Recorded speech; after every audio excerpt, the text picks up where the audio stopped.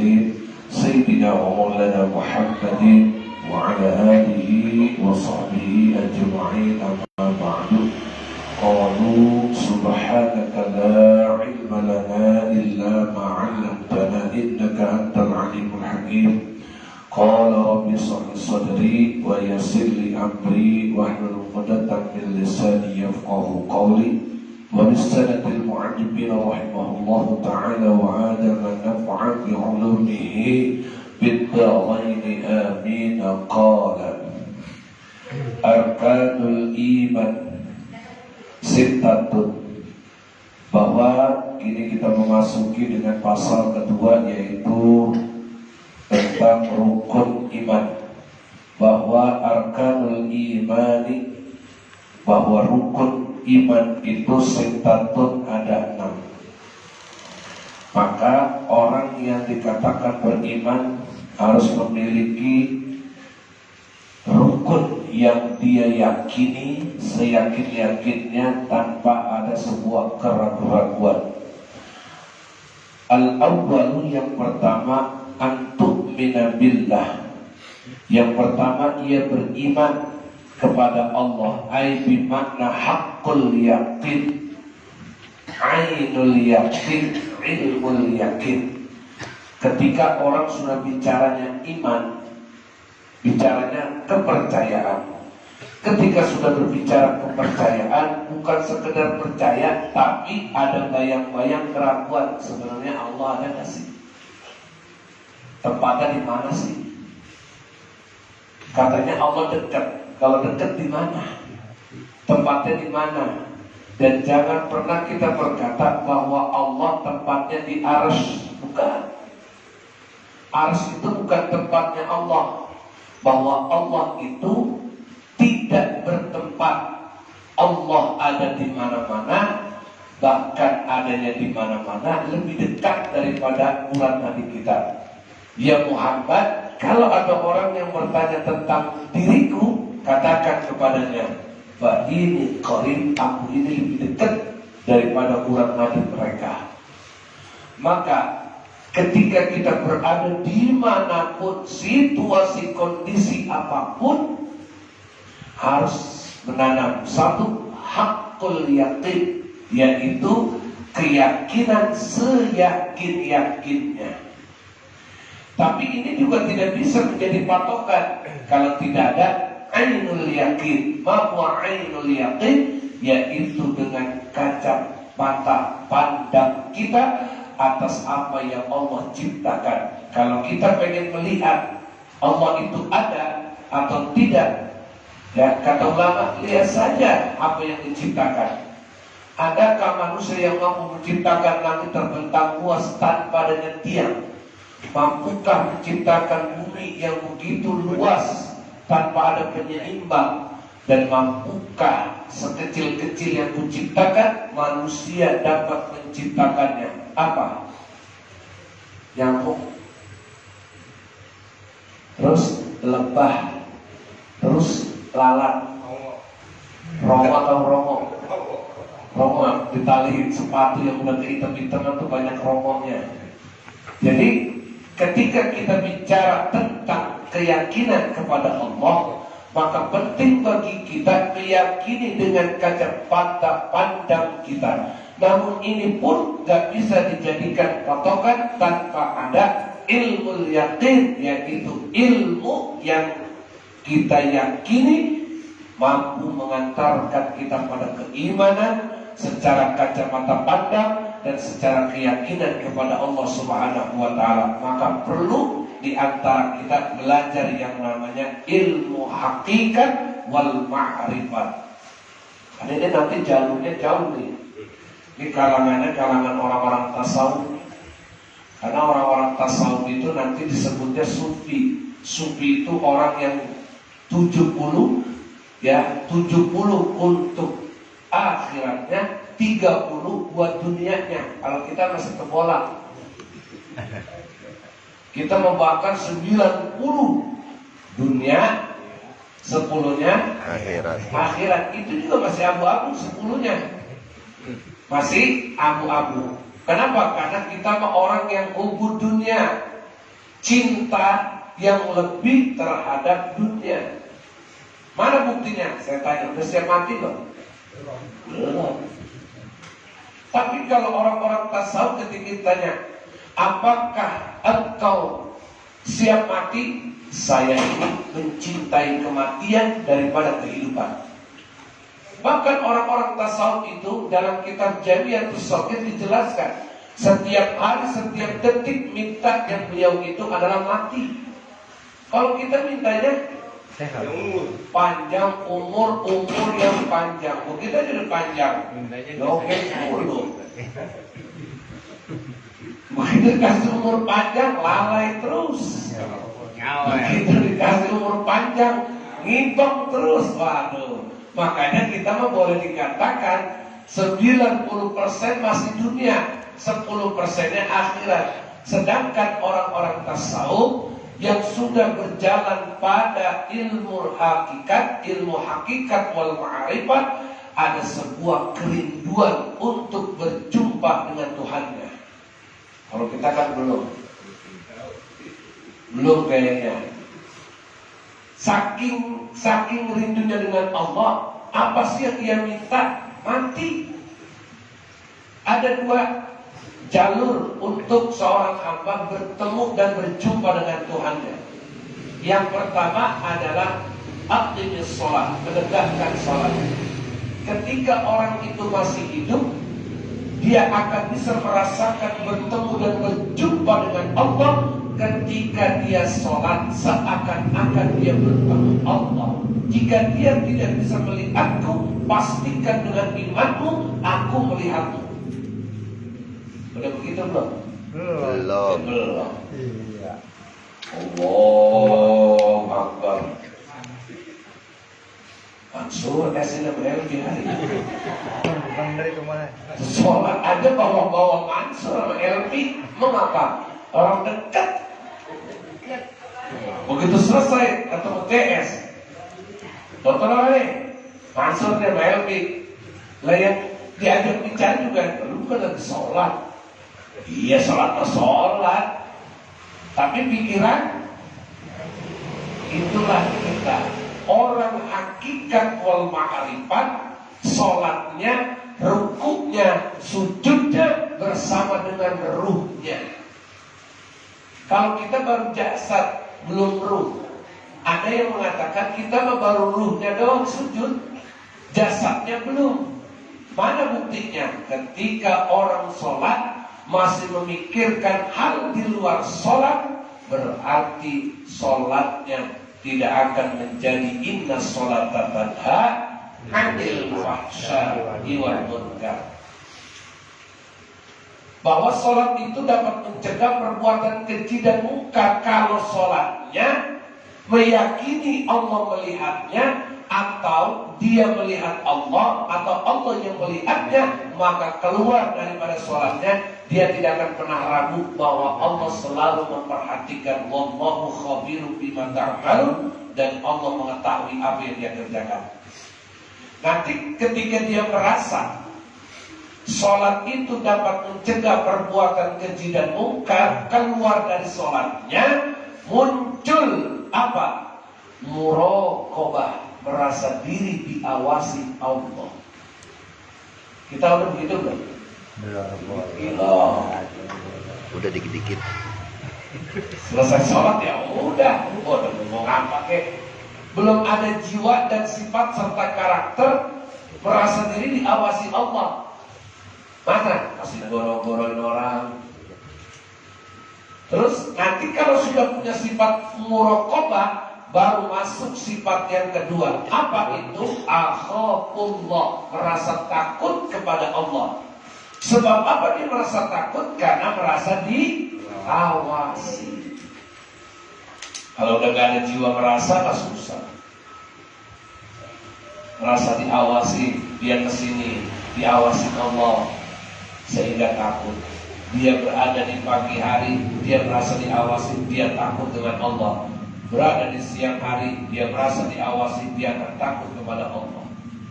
Dari sifat akhafullah inilah mengantarkan sifat yang ketiga. Apa? yaitu bi'amal saleh. Dia akan selalu berusaha berbuat amal soleh. Dia akan selalu berusaha karena merasa diawasi Allah sehingga timbul rasa takut. Maka apa? Dia akan berusaha apapun yang dia kerjakan dan dia lakukan berbuah catatan amal soleh. Sehingga cara berjalannya bagaimana? Naik satu sifat lagi. Apa itu? Yaitu wara'in. Apa itu wara'in? Sifat kehati-hatian dalam bertindak, dalam berbuat, dalam bertingkah. Dia akan berhati-hati. Sebab apa? Karena ada sebuah keimanan, keyakinan bahwa Allah melihat, bahwa Allah menyaksikan, bahwa Allah mengetahui sekecil apapun yang kita rahasiakan. Orang boleh tidak tahu, tapi Allah tahu. Maka di sini dalamnya kaidah dalam sebuah pembahasan tauhid. Karena kalau sudah bicara tauhid, bicara keyakinan yang seyakin-yakinnya. Hakul yakin dengan haqqat tuqati satu jalur. Yakin seyakin-yakinnya, maka bukti orang yang yakin seyakin-yakinnya kepada Allah, maka dia haqqat tuqati kan menjadi orang yang bertakwa dengan sebenar-benarnya takwa. Bahkan hidup matinya tidak mau menjadi orang yang tergelincir dalam kekafiran.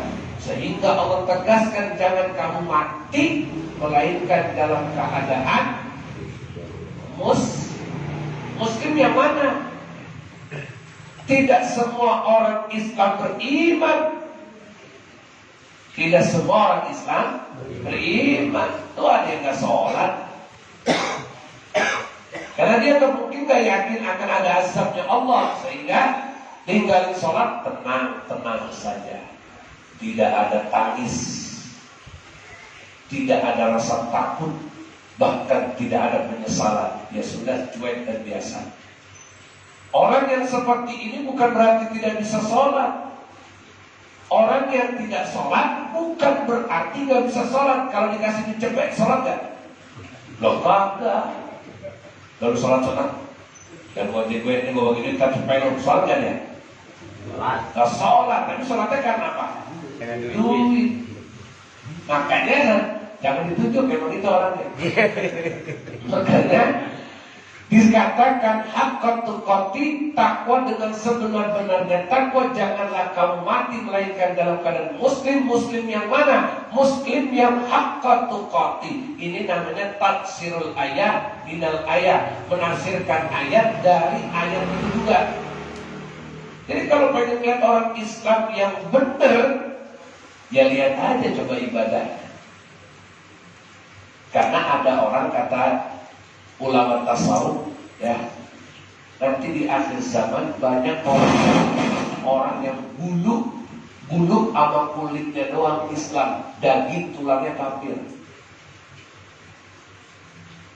Bulunya mah Islam, kulitnya Islam, daging dan tulangnya adalah kafir. Darah yang menjadi saksi atas kekafirannya.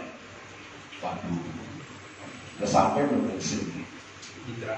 Waduh, kayaknya ke dalam, kayaknya repot ini.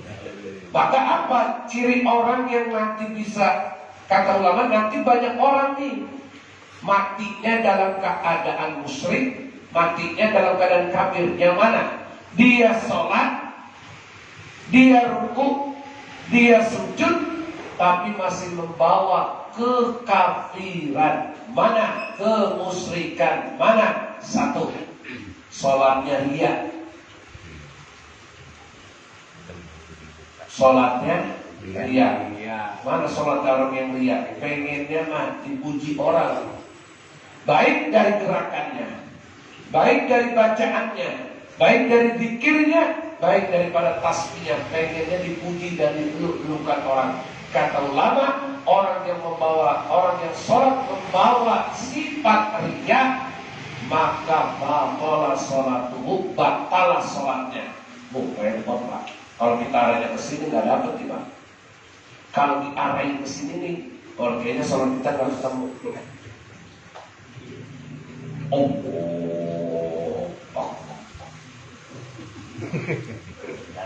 Oleh baru takbir doang,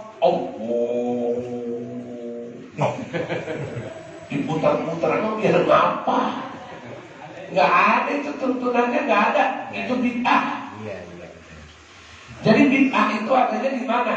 Bid'ah itu adanya di dalam sholat. Di luar sholat, ingat, di luar sholat sekalipun dibilang bid'ah, betul bid'ah. Zikir, tahlil, maulid, isra, bid'ah. Tapi bid'atul hasanah. Tapi kalau orang-orang yang menambah-nambah dalam sholatnya, maka ini bid'atul dhalalah, bid'ah yang sesat dan menyesatkan. Mana? Allah diputar-putar. Nabi gak pernah muter-muter sholatnya. Imam Syafi'i juga gak pernah memutar tangannya. Maka peletakannya nanti bagaimana? Kalau peletakan yang disalahkan, ada orang yang di sini gaya unyil ada.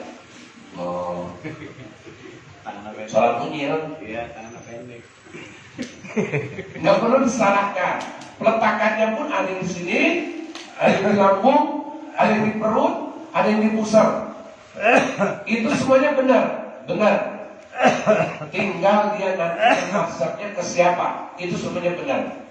Tapi kita punya ulama Ahlus Sunnah wal Jamaah, peletakannya adalah di pusar, di atas pusar sedikit atau di bawah pusar sedikit. Nanti 3 tangannya. 1, 2, ini begini. Ininya 2 di sini, 2 di bawah. Ininya di sini. 3 di sini. Yang nggak boleh begini. Cakep itu mah. Nggak ada berarti. Sekali pengen pakai Allah. Jangan saya keren enggak. Lu mau potong bos. Kali ada yang begitu di sini pengen tambah keren gitu. Ada yang menjamah sini. Lah saya belum pernah. Yang dekat aja ngelihat mualim Syafi'i Zami, ya, mualim Sofwan Nizomi sholat diputar-putar. Ada lagi orang yang takbir berkali-kali.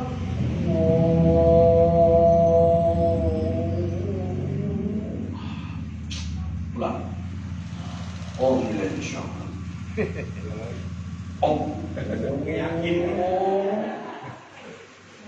Kata ulama Pak, kalau baru takbir saja sudah tidak yakin, di mana tauhidmu?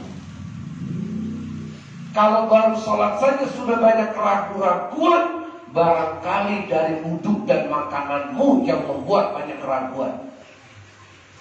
Hanya di sini orang banyak di akhir zaman sholat tapi musyrik. Mana? 1, ria. 2, sum'ah, bangga dengan sholatnya, rukuknya, sujudnya.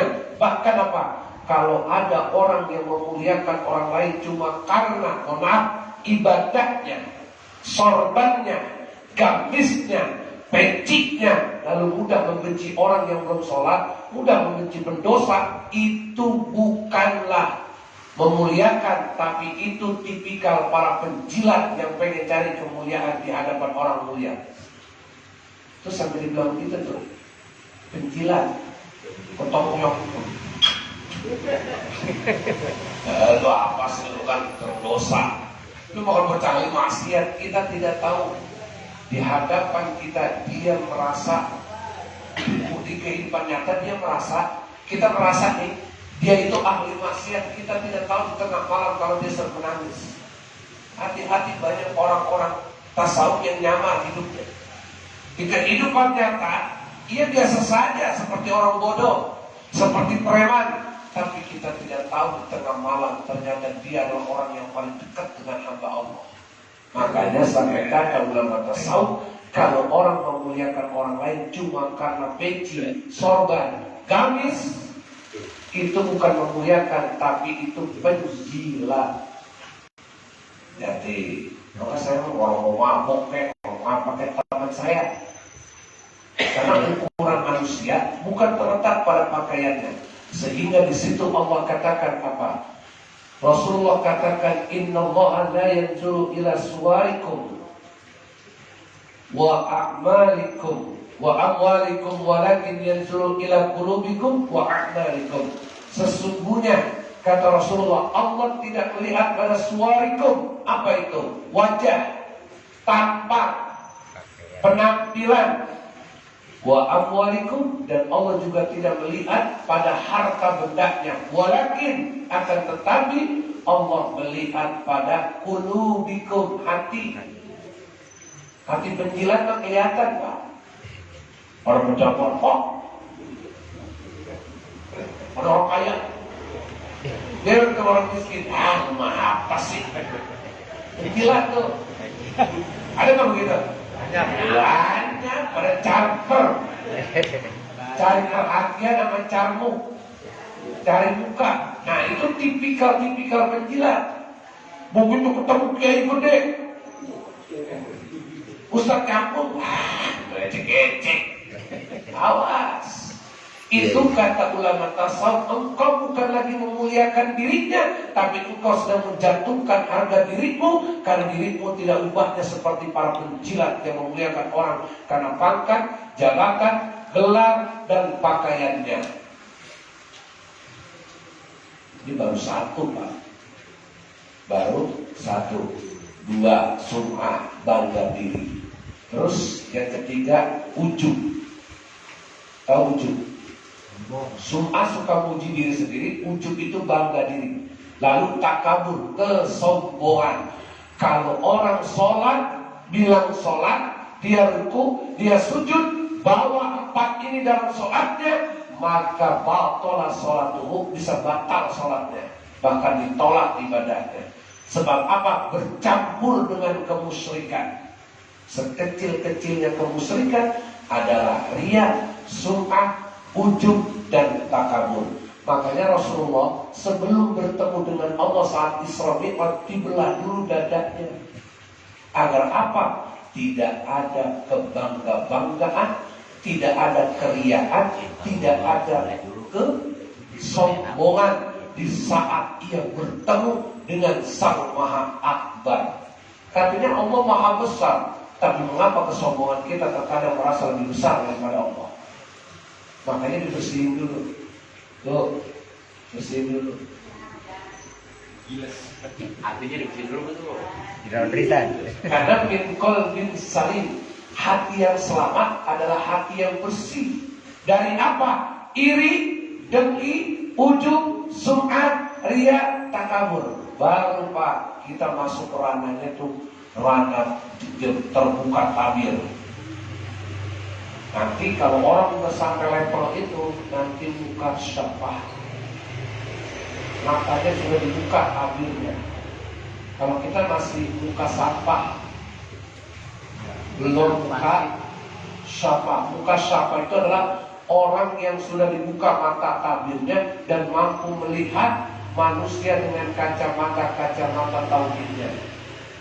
Ketemu orang begini, monyet ono, anjing ono, ular ono. Tapi jangan, kata ulama tasawuf, jangan kamu stuck di tasawuf. Stuckmu di tasawuf akan membawamu pada kesombongan. Dikit-dikit akhirnya apa? Karena merasa mampu melihat orang dengan kacamata kasarnya, nanti gampang ngeremehin orang dan ngerendahin harga diri orang. Lu bakal gak tahu. Lu gak usah melihat, cuma kunjung. Makanya kalau bapak nih ketemu orang pinter, hati-hati 11-12 sama dukun. Dikit-dikit bisa gue poin, dikit-dikit ini boroh. Kata Syekh Al-Imam Burhanuddin, kalau ada orang yang suka ngaku-ngaku mampu menembus alam gaib, sampaikan kepadanya bahwa seburuk-buruknya pembohong adalah dia. Jadi itu pendusta. Jangan gampang dikalah-kalahin. Masa kita kalah sama setan wujud manusia? Ya kalau lo mau begini nih 3 juta, Datang ke dukun bayar 3 juta, borong, nanti rumah saya buat di semen daripada ngasih dukun. Apalagi kalau kita datang ke orang pintar, kita bilang apa? Dia bilang, ini Pak bukan orang jauh. Apalagi kalau ditanya, ada nggak Pak yang selama ini kira-kira kalau di depan Bapak melengos? Ada. Yang berketemu, ya itu dia Pak orangnya.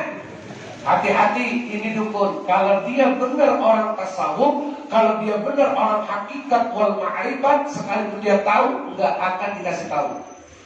Pak, ini kira-kira ada campur tangan buatan manusia. Stop Anda. Jangan berprasangka dulu. Semuanya kepada Allah, semuanya datang dari putra iradanya Allah. Perbaiki saja hidupmu kepada Allah. Nanti Allah perbaiki hidupmu di hadapan manusia tanpa harus masih tahu. Hati-hati, siapa yang suka mendatangkan dukun atau mendatangi dukun paranormal, sholatnya 40 hari ditolak oleh Allah Subhanahu wa Ta'ala. Hati, 11-12 tuh dukun sama kiai. Pondok kesobat, udang-udang, fotonya dukun. Jadi, ya banyak di kampung kita aja ada. Banyak begitu, ya, jadi, ya. Itu kita kan kalau bicara toriko kita apa? Ngaji. Karena kata Mu'alim Sabiazami, kesobat tidak ada sebaik-baiknya toriko selain ngaji. Ngomong toriko, kadang ngaji gimana cara memahami torikonya. Gua mah koderia, lu mah bukan koderia, lu mah kederia. Kederia. Gua mah naksabandia, gua mah sajilia. Mohon maaf, mau dikatakan koderia, naksabandia, sajilia, kalau gak ngaji mah gak ada toriko bagi lu. Karena sebaik-baiknya toriko adalah ngaji. Mana orang toriko? Ini orang toriko. Kenapa? Karena masih mau ngaji. Orang kan dulu lupa ngopi. Ya, ada yang begitu kan? Ya udah jangan begini tengok masih gelap. Gimana? Lupa lupa ngaji, lupa ngopi doang. Ya bisa gimana? Bukunya di rumah cewek udah terleksi nih. Lupa ngopi. Ada pengajian, nggak apa-apa. Biarin niatnya awal mah nggak apa-apa. Pengen tahu, pengen lihat, lupa ngopi biarin. Nanti dengan sendirinya Allah kasih dia topik apa hidayah? Taufik apa hidayah? Taufik. Jadi orang tidak sholat, ya, bukan belum dapat hidayah. Orang nggak mau ngaji, bukan karena dia nggak dapat hidayah. Hidayah udah dapat, cuma hidup apa enggak? Emang hidayahnya udah dapat, mana bentuk hidayahnya? Satu, ya, hidayah itu wijdan, apa itu? Insting. Dari baru lahir udah dikasih insting. Contoh, bayi nangis, yang instingnya paling kuat siapa? Emaknya. Emaknya apa bapaknya? Emaknya. Ini mah apa sih? Wah, mantap. Lu tetein ke sono. Tuh, insting yang paling tajam adalah Allah, ibu-ibu. Tuh bicara insting. Ketika orang ingin menerkam, ya, anak itik, buru-buru tuh instingnya ayam, biangnya akan membaca ada bahaya yang akan menimpa anaknya, sehingga buru-buru dipanggil dan dimasukkan dikepit dalam sayapnya. Lihat anak belum pulang jam 10, jam 11, ternyata bapaknya, ibunya tenang-tenang aja, begitu udah hamil di luar nikah baru kalah kabut, instingnya mati berarti. Yang terjadi bu, merasa udah percaya sama calon mantu, dibawa sini. Ibu dosa, ini paling dosa. Sebab apa? Karena kita hilang sifat ajayusi. Ini nih, kalau punya anak perempuan dibawa sama laki-laki yang belum ada ikatan, lalu kita tidak ada rasa cemburu, maka tepat kata Nabi, itu bapak, itu suami ajayusi. Apa itu jayus? Suami atau orang tua laki yang tidak punya cemburu terhadap anaknya. Apa kata Nabi? Ajayusul la yadkhulul jannah, dia tidak akan masuk surga. bahkan tidak akan mencium wanginya surga. Jadi kalau punya anak perawan jangan mau dibawa-bawa. Nanti bapak imbasnya adalah kita tidak bakal masuk surga, bahkan tidak bisa mencium wanginya surga. Nggak ada cemburu, enak aja lu boleh nyekolahin capek-capek, lu main bawa sini, bawa sana, pulang ngecek. Bawa sini, bawa sana, pulang berantakan. Bawa sini, bawa sana, tahu-tahu 3 bulan dia udah hamil. Tapi begitu, gue nyesel. Gua kata mah lu calon mantu yang soleh. Jadi, ya, yang pada punya anak perawan, begitu sudah jam 10, jam 9 mau dibawa, mohon maaf.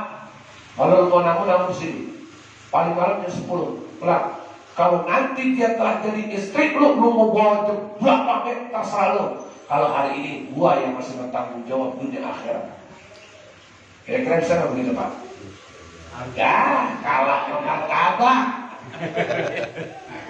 Ya. Kalah sama martabak. Asalnya dibawa martabak ke luntur. Bener Pak, kan? izin bentar ya Pak ya. Maksud itu, iya, hati-hati. Pulang mau tentengan ya, iya. Langsung pergi. Pulang jam 12, jam 1. Itu orang tua bodoh zaman sekarang. Dia tidak tahu bahayanya penyakit ajayusi, penyakit jayus. Makanya, mari kita mantapkan tauhid kita untuk menetapkan keimanan kita kepada Allah Subhanahu wa taala. Wa malaikatihi, ya, rukun iman yang kedua adalah engkau percaya secara hakikat, secara hakul yakin, wa ainul yakin, ilmul yakin, kepada yakinnya kepada para malaikat. Apa malaikat tugasnya? Jangan dibuat guyonan. Dulu pernah terjadi guyon nih di Impres depan Alidaya. Saya jegrek, bolon, terus siapa almarhum CS-nya tuh adanya yang sebelahnya rumah Bang Maman, Dayat ya. Dia lagi pada mau muntah nih, jangan tergini. Gua bertanya sama lu, sekarang malaikat kerjanya ngapain? Ini pertanyaannya pertanyaan konyol, yang nanya juga orang bodoh. Kata guru, kata Maulana Syabizani, kalau kamu pengen jawab pertanyaan, catat, lihat dulu bobot pertanyaannya. Jangan dikit-dikit orang nanya dijawab, lihat dulu bobot pertanyaannya. Kalau pertanyaannya nggak bodor, tak jawabnya nggak bodor. Kalau pertanyaannya serius, jawab dengan keseriusanmu. Kalau pertanyaannya ringan, jangan dijawab yang berat. Kalau pertanyaannya berat, ringankan. Daya tanya, Lord, para malaikat kerjanya ngapain? Malaikat siapa dulu? Ya, Jibril. Yang nganterin wahyu. Kalau Nabi Muhammad yang nggak ada, wahyunya udah mati. Pengen tahu, menjeger tahu, ya. Tiba-tiba saya lewat. Ini ada Ustaz. Malaikat sekarang kerjanya ngapain? Kalau nganter wahyu udah mati. Kalau nganterin wahyu kepada Nabi Muhammad itu udah nggak ada. Ngapain kerjanya? Ini dari tadi kan udah sejam lebih, nggak ada yang jawab. Saya bilang, yang nanya betul, yang ditanya lebih tutup. Akhirnya pas semua pada ngubur, pada ngebodoh semuanya. Saya bilang, malaikat itu kerjaannya ngapain? Nganter wahyu, salah. Kalau malaikat itu kerjaan mengantarkan wahyu, kurang tepat. Lalu apa tugasnya malaikat? Bertasbih kepada Allah, mengantarkan wahyu sampingan. Tuh ada guyonnya. Bukan sampingan, iya, asli kerjaan malaikat berzikir dan bertasbih kepada Allah. Kerjaan security mah jagain pagar gerbang komplek. Sewaktu-waktu ada sampingannya. Pak, bisa ke rumah nggak sebentar? Iya ada Pak Bu, ini saya mau nitip ini ke blok sekian. Ada barangnya. Sampai ke sono, itu sampingan. Sewaktu-waktu malaikat Jibril dipanggil oleh Allah untuk menyampaikan dan menurunkan wahyu kepada Nabi Muhammad. Tapi kerjaan sehari-harinya adalah tetap berzikir dan bertasbih kepada Allah. Tuh, tolong lu kata bolot. Makanya kalau bego mah jangan bikin pertanyaan. Dayat itu juga tolong. Saya tinggal pak, sekarang dia main tolong-tolong. Jadi kalau pertanyaan-pertanyaan, lihat dulu nanyanya sama siapa. Jangan semua pertanyaan dijawab. Kita bukan makomnya, kita bukan ranahnya, jangan dijawab. Jadi kita harus percaya dengan 10 malaikat yang diciptakan Allah Subhanahu wa taala. Sedikit pun tidak boleh kita ragu dengan adanya malaikat. Yakin bahwa malaikat ini ada, malaikat ini ada, malaikat ini ada. Tidak boleh sedikit pun kita meragukan yang ciptaan Allah dari kalangan malaikat, dan tidak boleh kita meragukan daripada tugas-tugasnya malaikat. Makanya saya kalau ceramah gak demen pak dikawal. Yang kedua, saya gak demen sampai pakai dikawal-kawal, diarak-arak. Karena saya gak demen diarak, karena saya manusia bukan monyet. Begitu sampai persis kayak topeng monyet. Saya mau enggak, dari jalan dulu salah lipat banget kan. Pakai jalan kayak nganten, terus sama jalan. Saya mah gijik gue. Yang kedua, gak demen dikawal-kawal. Apa sebab? Kata Allah, janganlah kamu cari pengawalan setelah aku dan malaikat yang kuutus untukmu. Jadi kita ini udah dikawal oleh malaikat. Di badan kita ada 4. 1 ada korin. Bangsa malaikat ada 3. Ingat tuh, malaikat yang pertama adalah malaikat yang senantiasa mengingatkan kita untuk bertarung dan berperang melawan korin. Kata korin, udah semua cakep ibu malam ini marbotilah. Kata satu, jangan ngaji, lu jangan berangkat. Kata yang korin satu, berangkat, ada Mansur ibu, ada Herbi ibu, ngaji. Kata yang malaikat ini ngaji. Jadi ini 2 berturang terus. Lalu ada 2 malaikat, Raqib dan Atid. Jadi di badan kita ada 3 malaikat, 1 dari bangsa jin yang namanya korin. Tinggal kita mampukah menguatkan keyakinan kita, keimanan kita, ketakwaan kita kepada Allah, sehingga korin itu kita tundukkan, bukan kita turuti. Apa kata Rasulullah? Siapa orang yang hidup mengikuti hawa nafsunya, la yadkhulul jannah walakin yadkhulun nar. Dia tidak akan masuk ke dalam surga, akan tetapi dia masuk ke dalam neraka. Jadi tinggal kita nih yang ngendaliin korin. Sahabat bertanya, ya Rasulullah, apakah dalam dirimu ada korin? Naam, betul, di dalam diriku ada korin. Tapi korin-korin yang bersamaku, aku tundukkan dia kepada Allah, sehingga dia tidak menyesatkan jalanku. Nah, tinggal kita dah. Tinggal kita, mampukah kita nundukin korin kita untuk selalu berjalan ihdinas siratal mustaqim. Ya Allah, tunjukilah kami jalan yang lurus. Siapa sih orang-orang jalan yang lurus? Minan nabiyina was-siddiqina was-syuhada was-shalihin. Nih, semua ini mendapatkan kemuliaan, mendapatkan rahmatnya Allah, bukan dari ibadah. Salah satunya adalah kita ambil yang dekat di zaman sekarang, para wali-walinya Allah. Inna awliya Allah, sesungguhnya para wali-walinya Allah mencari kemuliaan, mencari rahmatnya Allah, waridwanihi, mencari ridhonya Allah, bukan dengan ibadah, walakin dengan kedermawanan. Saya ulangin, jadi para wali mendapatkan kemuliaan dari Allah, mendapatkan rahmatnya Allah, ridhonya Allah, bukan dari jalur ibadah, tapi dari jalur apa? Kedermawanan. Bukan, ibadah kita mah Pak. Ya, dalam kitab Ihya Ulumuddin kita diingatkan janganlah kamu bersandar pada ibadah. Karena ibadah yang kau jadikan sandaran belum tentu diterima.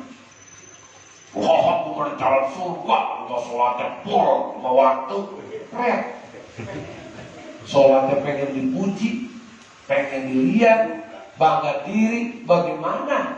Maka jangan pernah bersandar pada amal, tapi bersandarlah kepada lillahi rabbi, cukup kepada Allah Subhanahu wa ta'ala. Sejimaning wa kutubihi, dan kepada kitab-kitabnya. Orang yang beriman kudu percaya dengan kalamullah. Injil, Zabur, Taurat, kita harus beriman dengan ini. Lah, bukan kitab kita. Itu kitabnya orang Kristen, orang Hindu, orang Buddha. Bukan Injil sekarang. Injil sekarang mah buatan manusia. Beda dengan Injil yang asli, beda dengan Zabur yang asli. Injil yang asli adalah mengajarkan tentang kebesaran Allah yang menyatukan setiap alam, setiap insan, alam manusia dengan manusia, alam ruh dengan alam ruh, itu mengatur tentang alam dalam kehidupan tauhid. Sedangkan Zabur mengajarkan tentang syariat dalam sebuah kehidupan ibadah spiritual manusia kepada Allah.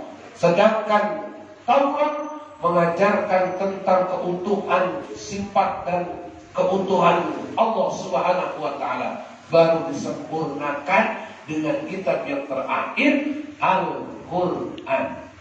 Sampai Allah bilang, kalau kalian pengen menantang kebesaranku, menciptakan sesuatu, silahkan kata Allah, ciptakan yang sama atau lebih hebat daripada Quran yang menciptakan walau satu ayat. Makanya berapa kali orang robah Quran, nggak ada yang bisa. Kalau dia nulisnya pakai bahasa Arab, berarti masih sama ikutin Quran.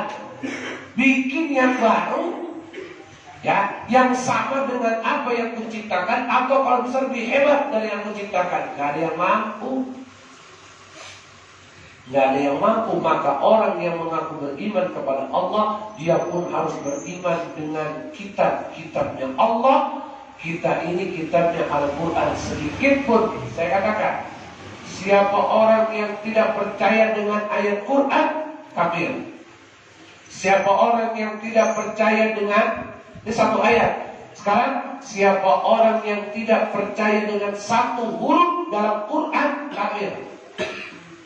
Satu huruf aja nih dia tidak percaya dengan Quran, kafir.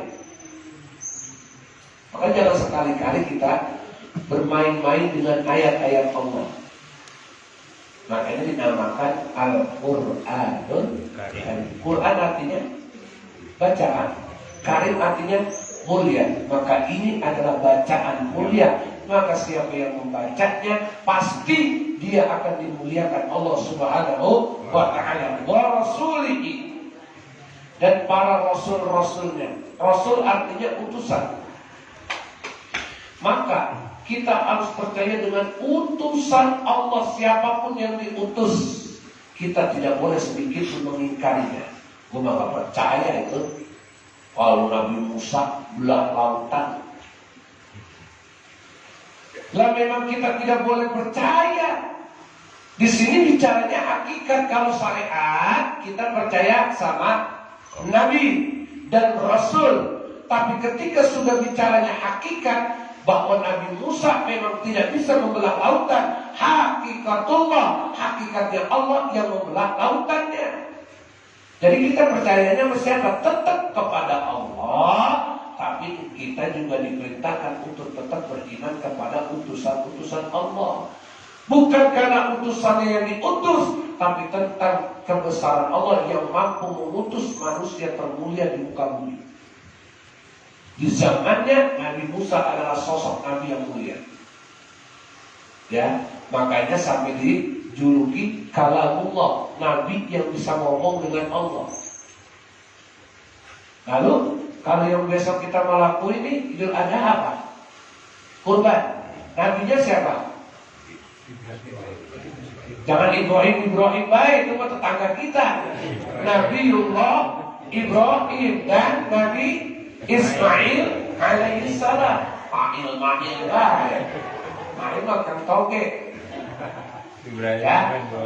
Apa yang terjadi dalam peristiwa Nabi Adam sampai Nabi Muhammad, sedikit pun kita tidak boleh meragukan akan kebesaran Allah dan tidak boleh meragukan jalan daripada utusan-utusan Allah. Wal yaumil akhir, dan percaya dengan hari akhir. Apa yang dimaksud? Yaitu hari kiamat. Tenang Pak, dikit lagi Pak. Terus. Ya, nanti kita belajar kayaknya syuting ya. Syuting. Ya, kita harus percaya dengan hari akhir. Kenapa kita harus beriman? Karena hari akhir adalah hari di mana kita akan meninggalkan dunia, kembali kepada pemilik dan bersiap-siap untuk menerima balasan dari apa yang kita lakukan. Makanya setiap perjalanan manusia akan ditampilkan ulang dan ditonton oleh kita. Maka mulai saat ini bikinlah film yang terbaik yang sekiranya enak ditonton juga buat diri kita dan mata kita sendiri. Bikin. Ini bukan bikin nyata. Iya. Gitu deh. Masya Allah, sedekah, baca Quran, itikaf, zikir, silaturahmi, berkurban, umroh, haji. Masya Allah, indah banget tuh film kita. Mabok, montai, nyolong, orang lagi joget, nyawer, duit keteter, habis pulang pada beler, mau dikebukin bininya. Hati-hati, jaga. Kata ulama, ayo buatlah film yang terbaik yang dirimu jadi pemeran utamanya. Nanti ketika peran utamaku berhasil dan film itu meledak, enak ditonton. Itu karena hasil dari perjuanganmu dalam perjalanan dulu di dunia. Yang adanya tasawuf. Kalau udah tasawuf gak ada cerita dunia. Akhirat. Yang ada udah akhirat. Nah itu mau gua kerja. Enggak, kerja tetap. Nanti kita jadi juhud terhadap dunia, ya, dan hub terhadap akhirat. Juhud terhadap dunia maksud mana? Juhud bukan orang yang gak kerja. Dia mah 80% udah akhirat, 20-nya buat dunia, tapi tetap kerja. Cuma dia tidak mau kerjaannya itu membuat dirinya melupakan Allah. Dia tetap cari rezeki, cuma dia akan berkata, saya tetap cari rezeki karena yang memberikan rezeki buat saya itu adalah Allah. Dia tetap sholat, tetap ngaji, tetap nyari duit, tetap kerja, tetap. Cuma kerjanya, nyari duitnya cuma sekedar nyambung ibadahnya kepada Allah. Ya, belum, cuma orang-orang pilihan. Kalau kita kan baru dipilih, belum jadi pilihan. Ya kan kalau di sini ada RT nih, ada RW, itu orang pilihan. Kalau kita mah belum, kita mah baru pemilih. Belum dipilih dan belum jadi pilihan. Beda kelasnya, makanya orang yang udah pilihan mah ada makomnya. Kalau kita nggak punya makom, punya pemilih. Makom kita mah suka sebagai pemilih, tapi belum dipilih. Kalau ini dari sekian banyak warga, hanya satu yang jadi pilihan utama. Siapa? Yaitu yang jadi RT, yang jadi RW. Orang pilihan punya makom. Orang yang sudah punya makom berat tanggung jawabnya. Maka di sini yang pada ogah, lu mau jadi RT? Enggak. Lu mau jadi RT? Enggak. Makanya apa? Jabatan itu fitnah, ujian. Jangan berpikir orang jadi RT enak, RW enak. Beda kalau orang sumung mah gila dengan jabatan, akan mati-matian untuk mendapatkan jabatannya. Terakhir, Wa bil qadari khairi wa syarri minallahi ta'ala. Yang terakhir, kita beriman dengan takdir baik dan takdir buruk. Ketika takdir baik datang kepada kita, hakikatnya Allah. Ketika ada takdir buruk datang kepada kita, itu juga dari Allah. Makanya baliknya adalah kepada tauhid. Apapun yang terjadi di langit dan di bumi dan dalam kehidupan kita, itu adalah sudah ketetapan Allah. Maka pandanglah setiap kejadian dengan kacamata tauhid. Maka dari ridha wa tawakkula akan mendatangkan keridhaan Allah dan ketawakalan diri kita atas ketetapan yang Allah tetapkan pada kita. Buruknya apa? Rezeki seret. Buruknya apa? Tabrakan. Kalau baik mah jangan disebutin. Buruknya itu tetap datangnya dari Allah. Tapi jangan sampai bilang, loh kan gua mabuk juga qadarullah. Bukan. Awas mabuk bilang qadarullah. Mohon maaf, hamilin anak orang. Wah, ini qadarullah, gua juga gak pengen ngambilin. Emang udah jalannya. Bukan. Apa kata ulama? Itu adalah sebab kebodohanmu yang menuruti hawa nafsumu. Jadi jangan dikira qadarullah, nolong ayam, qadarullah, nolong murai, qadarullah, lah repot. Sedikit-sedikit qadarullah. Bukan. Yang dimaksud takdir baik, takdir buruk adalah ketika hal-hal buruk yang menimpa diri kita, tetapi pada jalan kebaikan. Tujuannya ada jalan baik, tabrakan. Oh berarti lu disuruh bawa mobil hati-hati, bawa motor pelan-pelan. Karena yang pelan aja nabrak, apalagi yang kencang.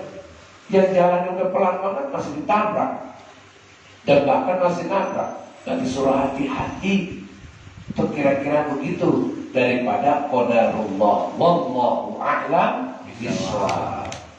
Demikian kajian pada malam hari ini, pelajaran hari ini. Mudah-mudahan dengan rukun iman yang kita bahas, iman kita makin mantap, makin kuat dan makin bertauhid secara hakikat wal ma'rifat utuh seutuhnya kepada Allah Subhanahu wa ta'ala. Saya cuma berpesan, janganlah kita menyekutukan Allah dengan sesuatu apapun, karena itu adalah perbuatan zalim. Orang yang suka menzalimi dirinya dengan perbuatan kemusyrikan akan berdampak kegelapan bagi hidup dia dunia dan akhiratnya. Al-Fatihah.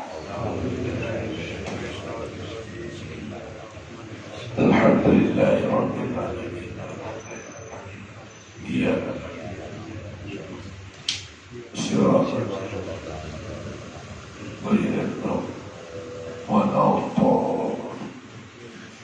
الحمد للغفور للعجز الغرور والبعث بالعمور وحماقة الحبور وصلاة الله دواما وسلامه تماما على من يجي إماما ولأنبياء ختاما وعلى الآل الكرام والصحب كالنجوم بقدوة الكرام للقرب والأعجاب. يا ربنا اعترفنا بأننا وتركنا وإننا صرفنا وعلى الله صرفنا فتب علينا توبة تغسل كل حوبة واستر لنا العورات وآمن الروعات واغفر لوالدينا ربي ومولودينا والأهل والإخوان وسائر الخلان وكل ذي محبة أو جيرة أو صحبة والمسلمين أجمع آمين. ربي يسمع فضلا وجودا منا باكتساب منا بالمصطفى الرسول نغصى بكل سول. صلى وسلم ربي عليه عد الحب وآله وصحبه عدالة الصب والحمد لله بالبدء والتناء